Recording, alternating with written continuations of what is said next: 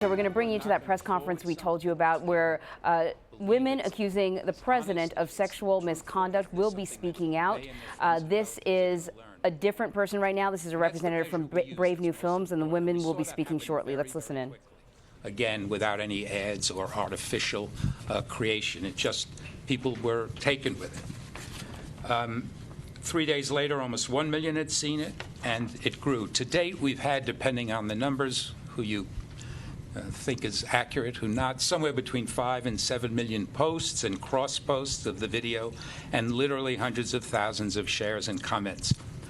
It was clear people were concerned, people were angry, and they wanted to either remind themselves and others about the women, or they were hearing and seeing it for the first time.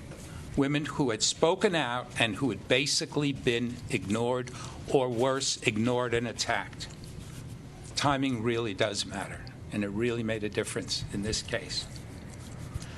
The fact that people turned a blind eye when these women first spoke out, but now the collective consciousness of our nation has been awakened again, thanks to some really important investigative work of journalists. And we know better. We know a lot better. Predators and harassers must be held accountable. And when the person who's been accused of this is the president, it's really vitally important that we don't look the other way. Trump should be investigated. Our elected officials, no matter what their party affiliation, should act. The women who Trump mistreated, the women who suffered his harassment, assault, sexual misbehavior, some of them have come together to speak out, demand action. Others are joining us and will be joining us in other ways around the country. And in this Me Too moment of reckoning, Trump does not get a pass, and the people who won't let him get a pass are here with us today to tell us what happened and what they want done. Hello, my name is Samantha Holvey. As a little girl, I would watch the Miss USA pageant every year and dream of being one of those beautiful, successful, incredibly confident women. These dreams never included a man lining us all up to look us over like we were pieces of meat. These dreams never included a man coming into the backstage hair and makeup area while I sat naked under a robe as he walked around looking at us like we were his property before he moved into the dressing room. And these dreams certainly never included this same man becoming president of the United States. I have a new dream now, that this man will be held accountable for his actions, and that future generations of women can fulfill their dreams without worry of anyone treating them like they are less than because they're a woman. Thank you. You want to go next? Sure. Well, good morning. My name is Rachel Crooks, and I think you're all probably familiar with my story.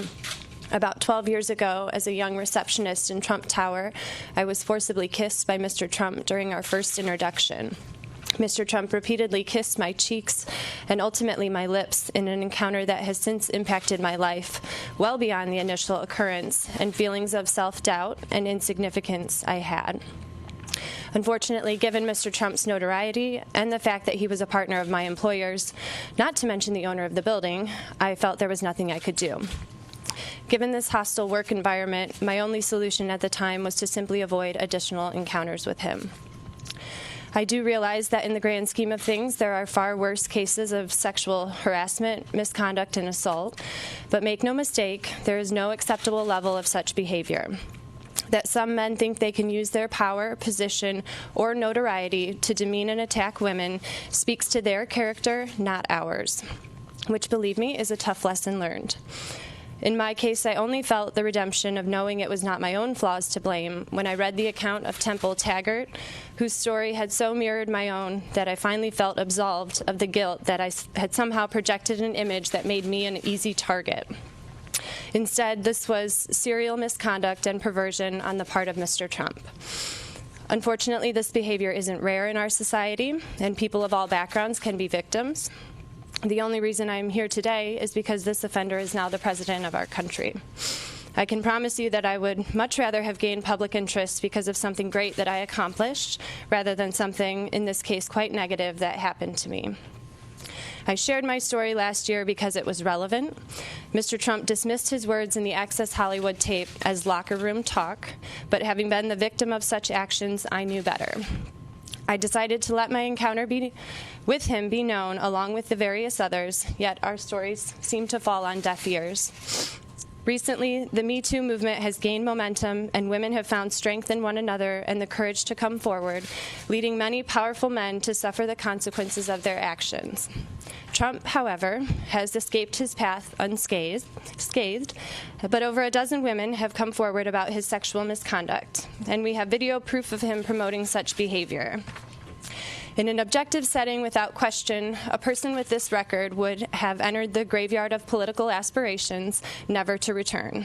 Yet here we are with that man as president.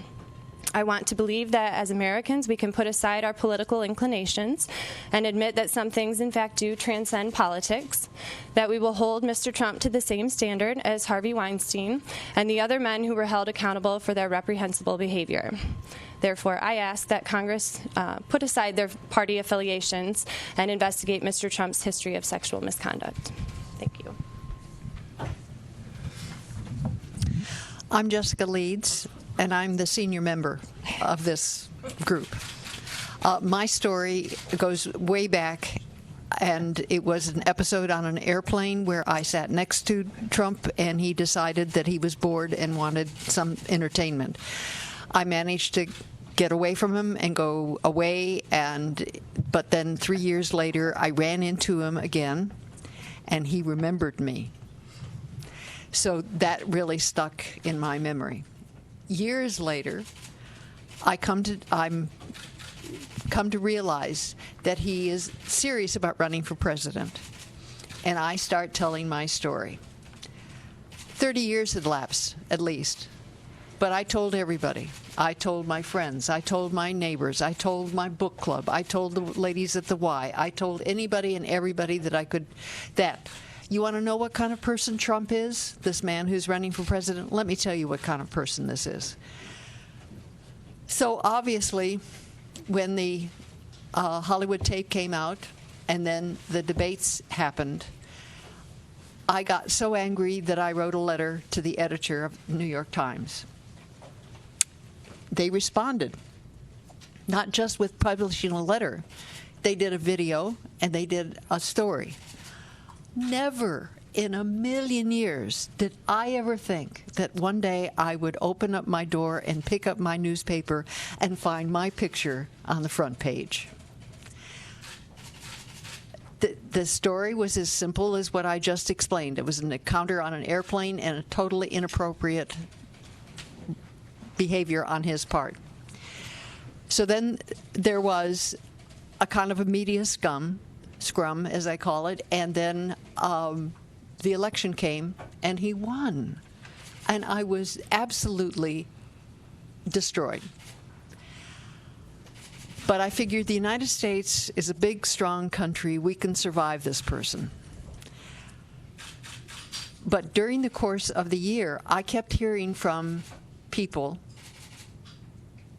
who would come up to me on the street, in the subway, at the library, at the grocery store, at an airport one time, in the swimming pool, all people, and everybody had a story.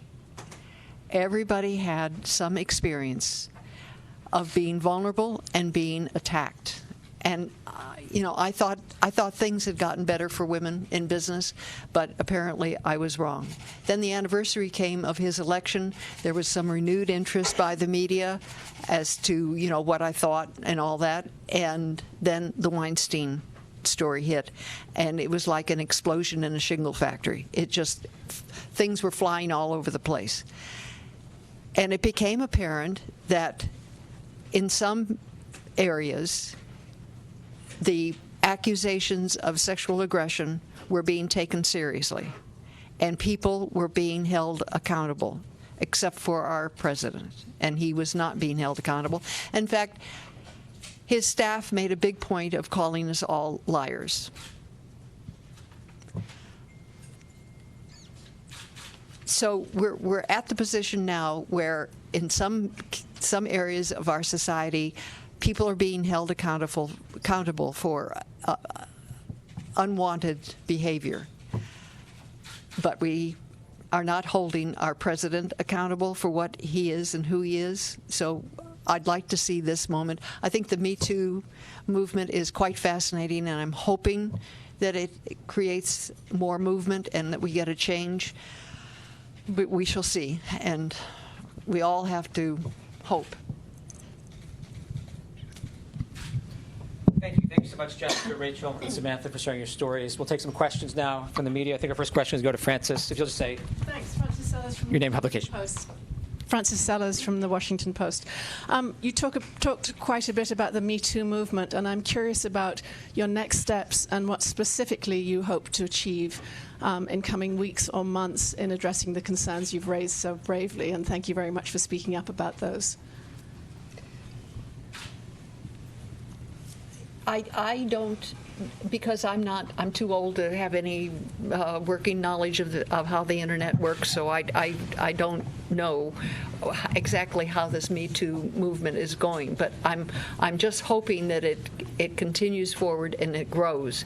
It's like the Women's March in January after the election, which was incredible, and it was worldwide. So I am hoping that this will come forward and produce enough pressure on Congress to address it, more than just for their own members, but to address it in the president. And will you be going directly to try and push those points forward? Use the microphone, please, if you could. I'm sorry. If asked, but it's not like we're running out with banners. I don't think none of us want this attention. None of us are comfortable with it. I mean, if we had been comfortable with being a star, we would have done something else with our lives. But this is important, so when asked, we speak out. Thank you very much. Hi there, I'm Renita Young from Reuters. Specifically, are the three of you asking for a congressional investigation, and from what committees? And if not, what specifically do you want to happen? They've investigated other Congress members, so I think it only stands fair that he be investigated as well. And I think also a nonpartisan investigation is very important, not just for him, but for anybody that has allegations against them. This isn't a partisan issue. This is how women are treated every day. This isn't a partisan issue. I would just echo what Sam said. I mean, I think if they were willing to investigate Senator Franken, I think it's only fair that they do the same for Trump.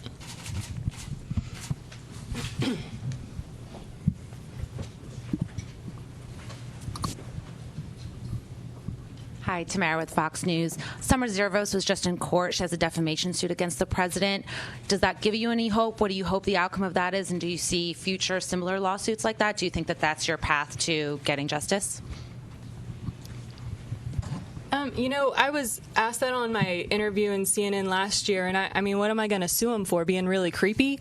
That's not something that would stand up in court, but what I'm more concerned about is, as a culture in our country, what is acceptable behavior, and if the standard that our president is setting, it's not high enough right now.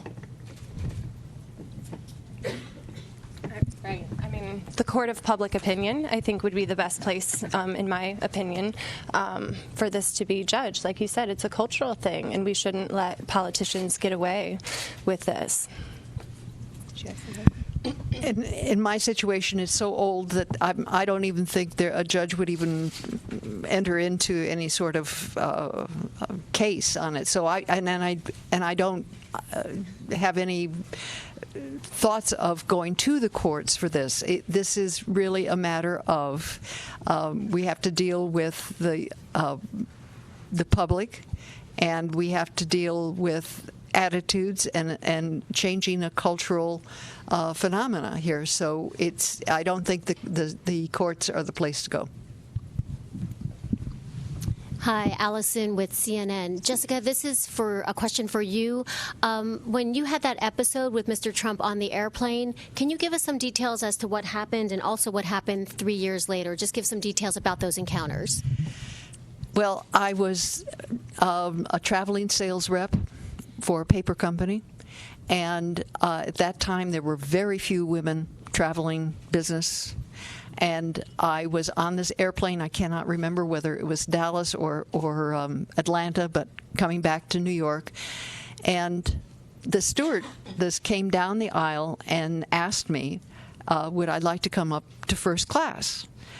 And this had happened before. I'd been invited up to first class several times. I sat next to some really interesting people like George Steinbrenner and Ralph Nader and various CEOs of companies. It was not unusual.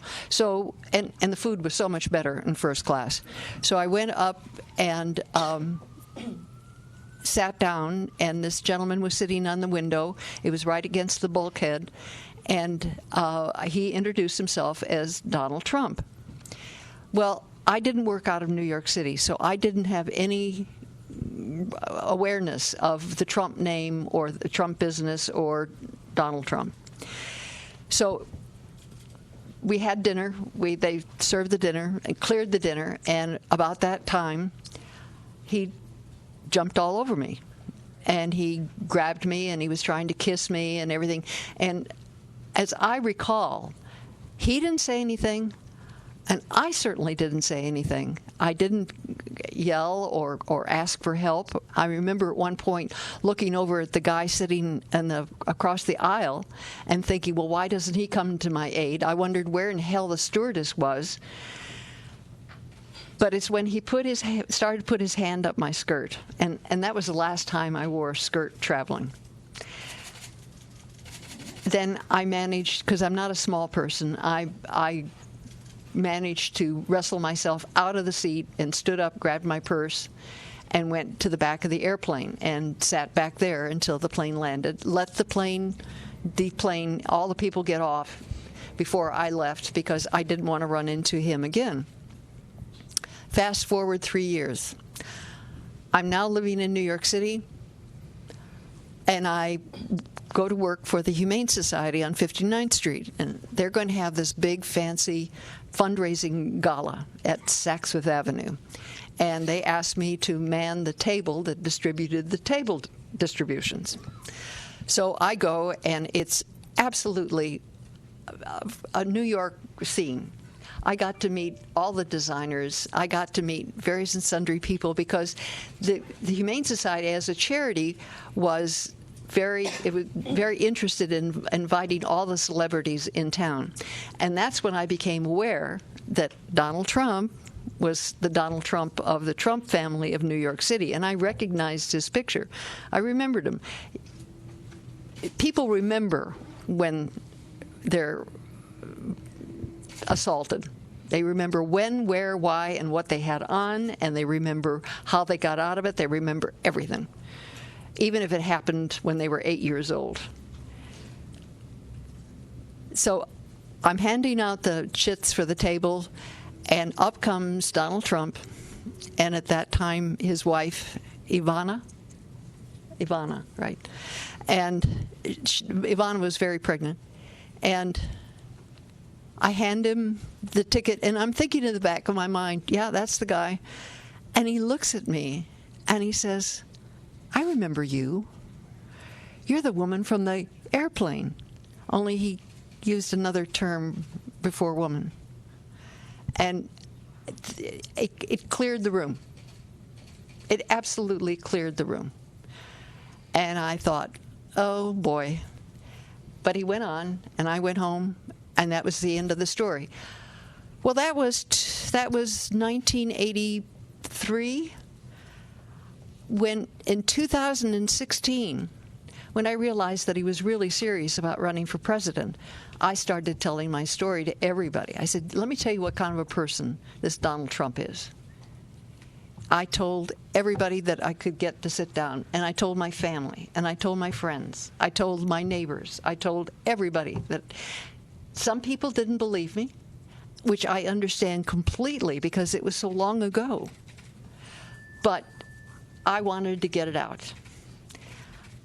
And then the debates happened, and he lied about, and also the Hollywood bus tapes came out, and I just was so infuriated that I wrote a letter to the editor, and they called me, and I thought, I'm going to get my letter published. This is really super. But no, they sent over a reporter. They asked for the people that I had told over the year. They called them. They confirmed the story. And then they wrote it up. And that's really what happened. Thank you. Amy Goodman from Democracy Now!